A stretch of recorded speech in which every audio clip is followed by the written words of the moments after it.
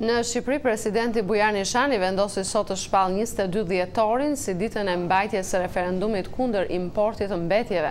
Kërkesa për këtë referendum është një nismë në një grup i përfaqësuesisht ambientalistë dhe të shoqërisë civile, sipas të cilëve vendi nuk ka strukturat për të kontrolluar hyrjen nga jashtë të mbetjeve dhe për pasojë mund të rrezikojë futjen edhe të lëndëve të rrezikshme. Armand Mero ka përgatitur kronikën nga Tirana.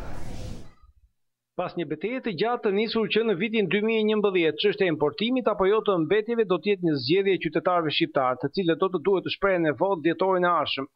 Pas vendimit të marrë në 8 mars nga gjykata kushtetuese, e cila konsideroi të vlefshme kërkesën për referendum, presidenti Bujar Nishani caktoi sot datën e mbajtjes së tij. Është hera e tretë që në Shqipëri do të organizohet një referendum. Më parë ishte mbajtur në 1994 për kushtetutën e vendit dhe në 1997 kur u votua për zgjedhjen ose jo të monarkisë si formë regjimi në Shqipëri. Por për herë të parë ky referendum vjen si një kërkesë e shoqërisë dhe jo e politikës.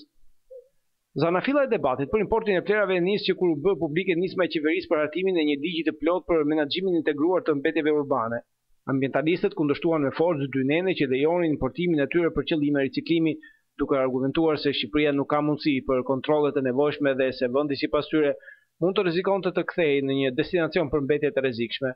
Por sipas qeverisë, ligji i paraqitur prej saj ishte në përputhje me standardet europiane dhe janë vetëm 25 lloje mbetjesh që lejohet të hyjnë për qëllime riciklimi.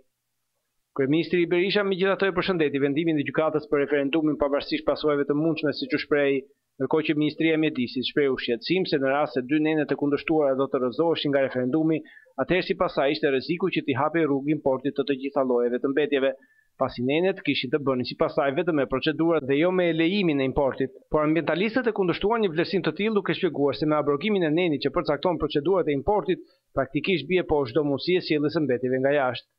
Argumenti i ministrisë ishte hedhur poshtë më parë, si jo bindës edhe nga vetë gjykata kushtetuese.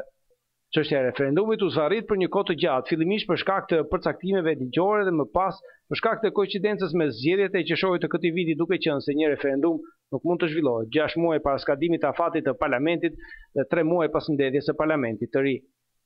Për Zërin e Amerikës, Armand Mero, Tiranë.